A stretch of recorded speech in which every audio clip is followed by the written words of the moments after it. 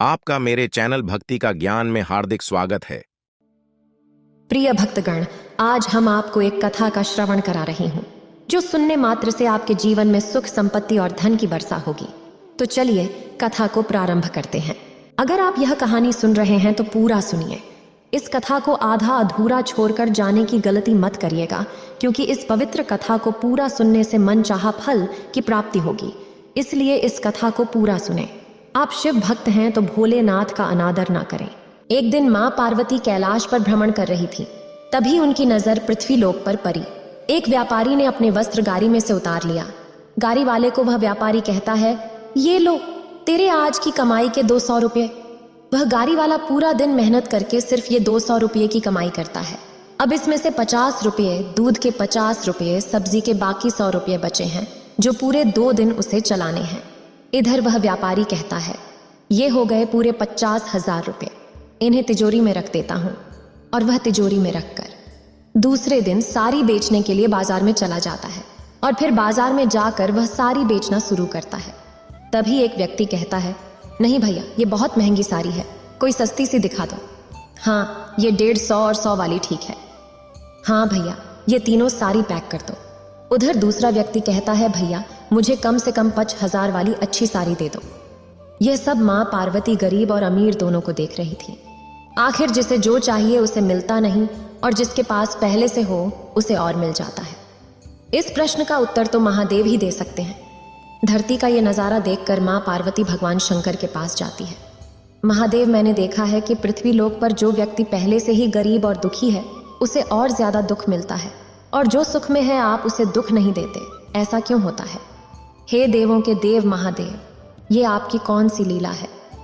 देवी पार्वती, इस बात का उत्तर जानने के लिए आपको हमारे साथ पृथ्वी लोक पर चलना पड़ेगा। वहां के प्राणियों का हाल चाल जानना होगा, और वहीं पर इस प्रश्न का उत्तर आपको प्राप्त होगा।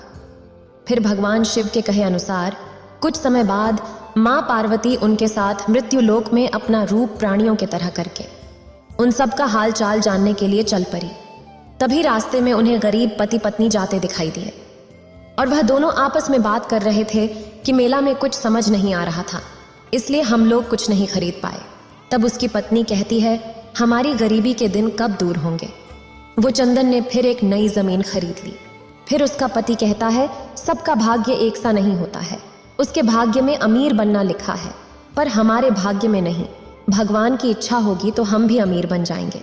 पता नहीं कौन से पिछले जन्मों के कर्मों की सजा भुगतनी पड़ रही है, न जाने कौन से बुरे पाप किए थे। फिर माता पार्वती कहती है, हे महादेव, आप इन युगल को कुछ ही समय में धनवान बना सकते हैं। मेरे कहने पर आप इन्हें धनी बना दीजिए। कितनी दुखी हैं ये बेचारी। फिर भगवान शिव कहते हैं, हे देवी पार्वती, इन दोनों का भाग्य में अभी धनी होना नहीं लिखा है। फिर माता पार्वती कहती है, हे महादेव, जब हम इन्हें धन संपदा देंगे तो उनकी गरीबी अपने आप दूर हो जाएगी, फिर वे धनी और सुखी हो जाएंगे। कृपया आप इनकी सहायता कीजिए प्रभु। फिर भगवान शिव कहते हैं, हे देवी पार्वती, मैं तुम्हारी इच्छा अनुसार इन्हें धनवान बना देता हूँ, लेकिन उसको धन संपदा प्राप्त होना या न होना उसके कर्मों पर निर्भर करता है। पार्वती जी के कहने पर भगवान शिव ने सोने की अशर्फियों से भरी एक पोटली उस दोनों दंपति के रास्ते में डाल दी। पोटली से कुछ दूरी पर उस दंपति की नजर गुजरते हुए एक अंधे व्यक्ति पर पड़ी। सुनो जी, हम तो गरीब है इसलिए दुखी है, पर ये सामने वाला व्यक्ति तो नेत्रहीन है। मगर मुझे एक बात समझ नहीं आ रही है कि ये नेत्रहीन लोग कैसे जीवन अपना व्यतीत करते होंगे। फिर उसका पति कहता है, हाँ, बड़ी मुश्किल होती होगी। फिर उसकी पत्नी कहती है, आज हम लोग भी इन बेचारों की तरह नेत्रहीन बनकर देखते हैं। फिर उसका पति कहता है, चलो चल कर देखते हैं, देखें ये कैसे जीवन जीते हैं। फिर पति और पत्नी आंखें बंद कर एक दूजे का हाथ थामे चलने लगे। सोने की अशर्फियों की पोटली रास्ते में ही पड़ी रह जाती है, और वे दोनों उस पोटली के करीब से गुजर जाते हैं। फिर भगवान शिव कहते हैं, देखो देवी पार्वती, इनके भाग्य में अभी भी गरीबी ही है। अब हम लोग कुछ दिन धरती पर ही रहेंगे, यहाँ मानव स्वरूप में रहकर। मैं तुम्हारे मन की सभी संदेहों को दूर करना चाहता हूँ। फिर भगवान शिव और देवी पार्वती ने मानव के रूप में धारण किया और पति पत्नी के रूप में एक गांव के पास आश्रम में चले जाते हैं। शाम के समय देवी पार्वती भगवान शिव से कहती है, प्रभु, मैं रसोई की तैयारी शुरू करती हूँ। यदि हम यहाँ पृथ्वी लोक में रहने आ चुके हैं तो हमें भोजन की व्यवस्था भी करनी होगी। मैं चूल्हा तैयार करती हूँ, आप तब तक भोजन बनाने के लिए सामग्री ले आइए। माँ पार्वती चूल्हा तैयार करने के लिए बाहर से ईंटें लेने गईं। चूल्हा तैयार करने के लिए माता पार्वती को एक टूटा मकान दिखाई दे रहा था। फिर सोचती है कि इसकी ईंटें मेरे काम आ जाएंगी, यही ले लेती हूँ, इससे चूल्हा तो तैयार हो जाएगा। महादेव भी आते ही होंगे। माँ पार्वती ईंट का चूल्हा बना लेती है। तब भगवान शिव आ जाते हैं। आप आ गए, ये देखिए मैंने चूल्हा तैयार कर लिया है। पर आप खाली हाथ क्यों लौट आए? स्वामी, भोजन कैसे बनेगा?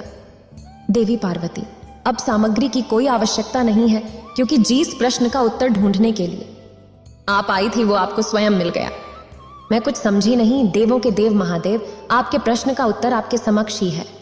हाँ देवी पार्वती, आप यही जानना चाहती हैं ना कि इस पृथ्वी पर क्यों गरीब लोग अधिक परेशान होते रहते हैं।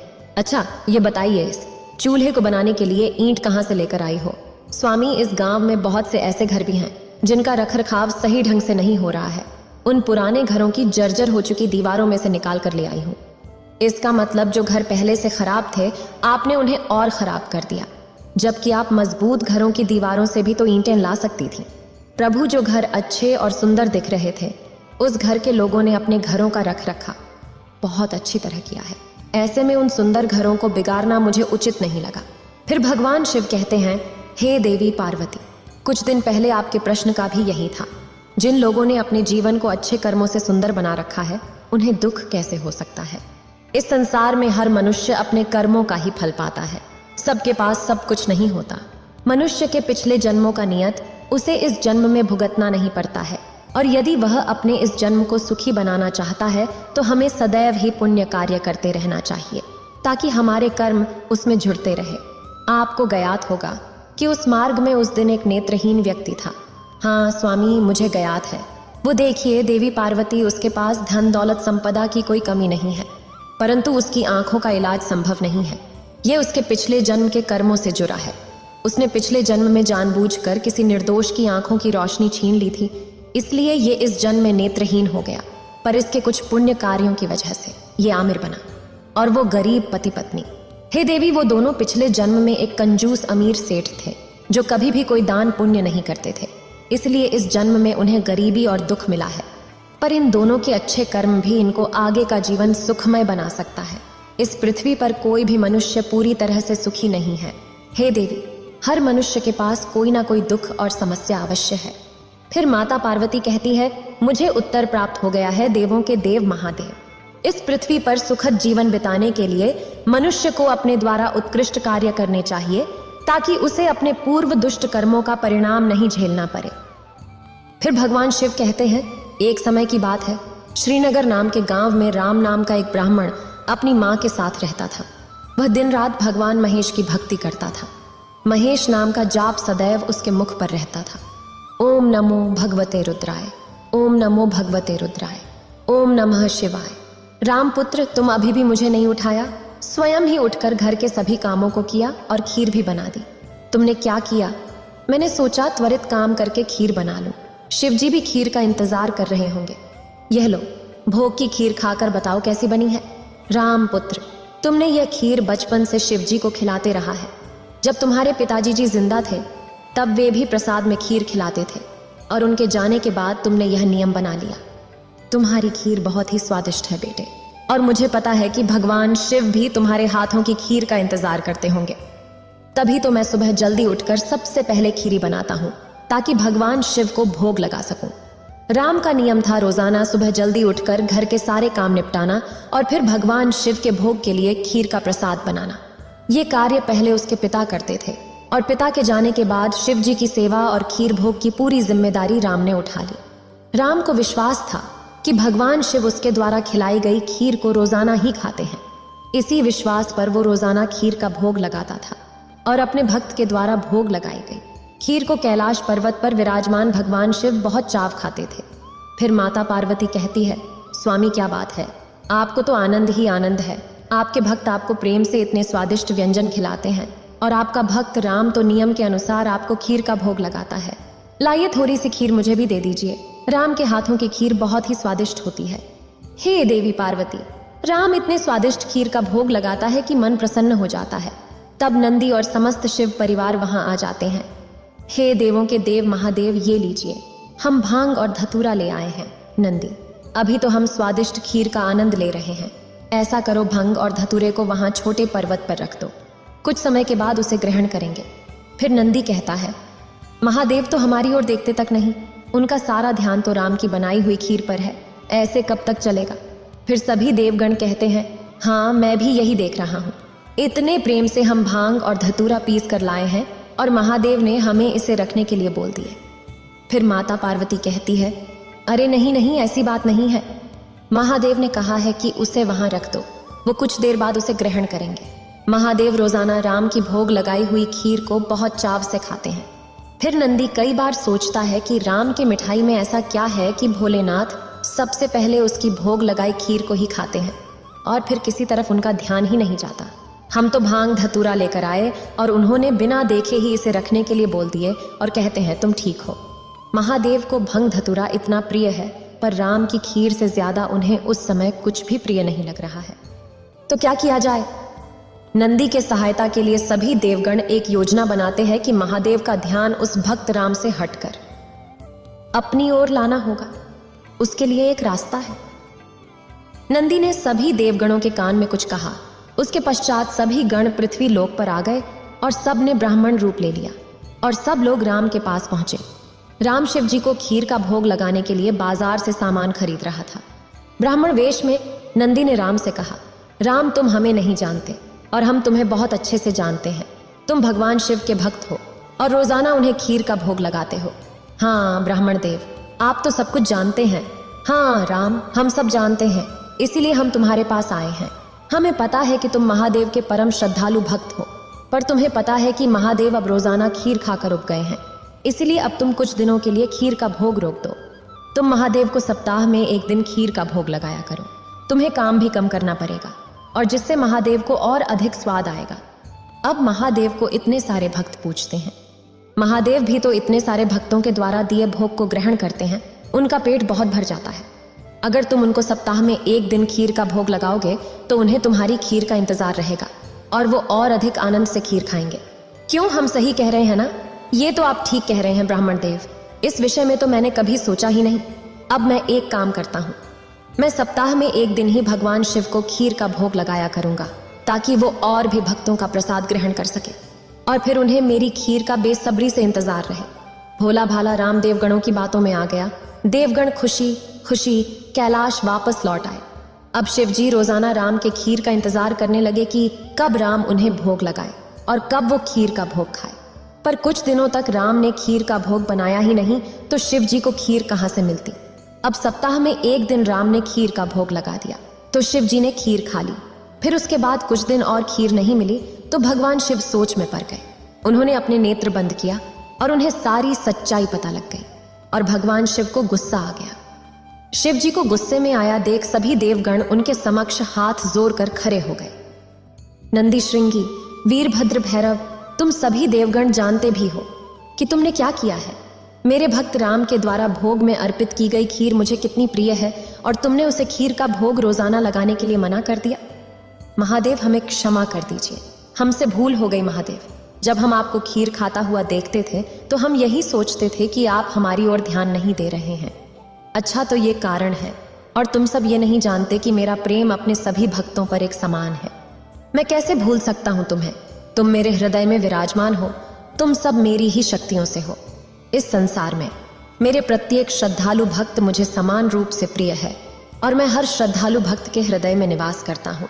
इसलिए मेरा प्रेम कभी भी कम या अधिक नहीं हो सकता। जैसे माता पिता के लिए उनके सभी बच्चों में प्रेम एक समान होता है, फिर तुम यह कैसे भूल सकते हो?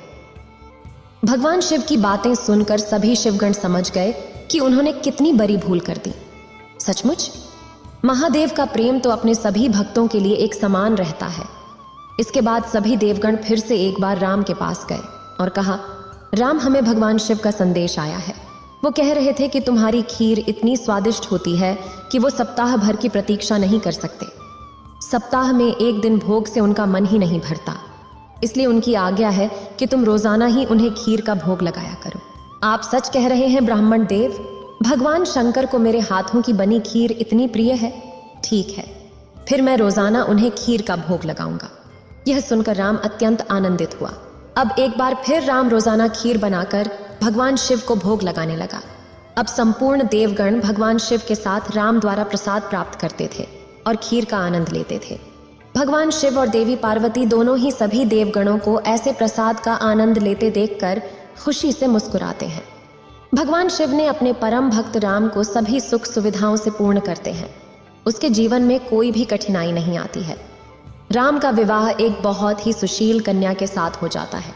उसके घर में 2 बच्चों का जन्म होता है। अपने परिवार के साथ संपूर्ण जीवन खुशी खुशी व्यतीत करके राम अंत में मोक्ष को प्राप्त हो जाता है। मां पार्वती फिर भगवान शिव से एक प्रश्न पूछती है, अमर कथा क्या है? उसी समय नारद मुनि कैलाश पर्वत पर हमसे से मिलने पहुंचे और कहते हैं, मैं तो महादेव शंकर और आपके दर्शन करने आया हूं। फिर नारद मुनि माता पार्वती से बातचीत करने लगे। तभी उन्होंने माता पार्वती से पूछा, मात्र क्या आप अमर कथा के बारे में जानती हैं? अमर कथा कौन सी कथा है? उसके बारे में तो मैं नहीं जानती। नारायण नारायण, इसका जवाब भगवान भोलेनाथ देंगे। आप भोलेनाथ से जानकारी हो जाएगी। अच्छा माते, मैं चलता हूं ना। नारायण नारायण, इतना कहकर नारद मुनि वहां से चले जाते हैं। फिर माता पार्वती सोच में पड़ जाती है कि ऐसी कौन सी कथा है जो स्वामी ने मुझसे नहीं कही। तभी भोलेनाथ से पूछती है, प्रभु आपने मुझे कभी अमर कथा के बारे में क्यों नहीं बताया? मुझे आज और अभी अमर कथा सुननी है। ठीक है देवी, मैं आपको आज अमर कथा सुनाऊंगा, परंतु उसके कुछ नियमों का पालन आपको करना पड़ेगा। अमर कथा के दौरान आपको एक क्षण के लिए भी सोना नहीं होगा। आप बीच बीच में हूं करना होगा ताकि मुझे अनुभव हो कि आप कथा सुन रही हो, क्योंकि मेरे नेत्र भी उस क्षण बंद रहेंगे। ठीक है स्वामी, मैं ऐसा ही करूंगी। महादेव शंकर ने मां पार्वती से एकांत और गुप्त स्थान पर अमर कथा सुनने को कहा, जिससे कि अमर कथा कोई अन्य जीव न सुन पाए, क्योंकि जो कोई भी इस अमर कथा को सुन लेता है वह अमर हो जाता। इसके पश्चात शिवजी माता पार्वती को अमर कथा सुनाने के लिए एक गुफा में ले गए। पुराणों में कहा जाता है, शिवजी माता पार्वती को अमरनाथ की गुफा में अपनी साधना की अमर कथा सुनाई थी, जिसे हम अमृतत्व कहते हैं। प्रचलित कथा के अनुसार भगवान भोलेनाथ ने अपनी सवारी नंदी को पहलगाम पर छोड़ दिया, जटा से चंद्रमा को चंदनवारी में अलग कर दिया और गंगा जी को पंचतरणी में तथा कंठाभूषण सर्पों को शेष नाव पर छोड़ दिया। इस प्रकार इस पड़ाव का नाम शेष नाग परा, अगला पड़ाव गणेश परा है। इस स्थान पर भोलेनाथ ने अपने पुत्र गणेश को भी छोड़ दिया था, जिसको महागुणा का पर्वत भी कहा जाता है। पिसु घाटी में पिसु नामक कीड़े को भी त्याग दिया। इस प्रकार महादेव ने जीवनदायिनी 5 तत्वों को भी अपने से अलग कर दिया। इसके बाद मां पार्वती सहित उन्होंने गुप्त गुफा में प्रवेश किया और अमर कथा मां पार्वती को सुनाने लगे। महादेव शंभु कहानी सुनाते हैं, देवी पार्वती को नींद आने लगी और वह आराम से सो गई, जिसे शिवजी ने नहीं देखा। भगवान शिव अमर कथा की कहानी सुनाते रहे। उस समय 2 उज्जवल कबूतर महादेव की कहानी सुन रहे थे और बीच बीच में हूं कर रहे थे। शिवजी को लगा कि मां पार्वती सुन रही हैं। इस प्रकार दोनों कबूतरों ने अमर कथा की पूरी कहानी सुन ली थी। कहानी समाप्त होने पर शिवजी का ध्यान पार्वती देवी की ओर गया, जो सो रही थी। अरे देवी, पार्वती तो गहरी निद्रा में है, तो फिर ये हुंकार कौन भर रहा था? अचानक महादेव की दृष्टि अमर कथा को सुनते उन कबूतरों पर पड़ी तो वे क्रोधित हो गए और उन्हें मारने के लिए आगे बढ़े। मेरे क्रोध से तुम दोनों को कोई नहीं बचा सकता, तुम्हें इसका दंड अवश्य मिलेगा। हे प्रभु, हमें क्षमा कीजिए, हमने अनजाने में ही भूल की और हमने आपसे अमर होने की कथा सुनी है। यदि आप हमें मार देंगे तो अमर होने की ये कथा झूठी हो जाएगी। इस पर महादेव का प्रकोप शांत हो गया। फिर महादेव सोचते हैं, इन दोनों की इसमें कोई दोष नहीं, मैं आंखें बंद किया था, इसलिए इन दोनों को क्षमा कर देना चाहिए। महादेव जानते थे कि अनजाने ही सही, पर कबूतरों ने अमर कथा को सुन लिया था, इसलिए वे दोनों अमर हो चुके हैं। इस पर भगवान ने कबूतरों को जीवित छोड़ दिया। महादेव के आशीर्वाद से वो कबूतर का जोरा अमर हो गया। कहते हैं, आज भी इन दोनों कबूतरों का दर्शन भक्तों को इस गुफा में प्राप्त होता है और तब से यह कबूतर अमर कथा की साक्षी हो गई है और इस जगह का नाम अमरनाथ गुफा के नाम से प्रसिद्ध हो गया। इतना कहकर भगवान शिव इस कथा को समाप्त करते हैं। अगर आपको ये वीडियो अच्छी लगी हो तो लाइक और कमेंट करें और मेरे चैनल को सब्सक्राइब कीजिए। आपका धन्यवाद।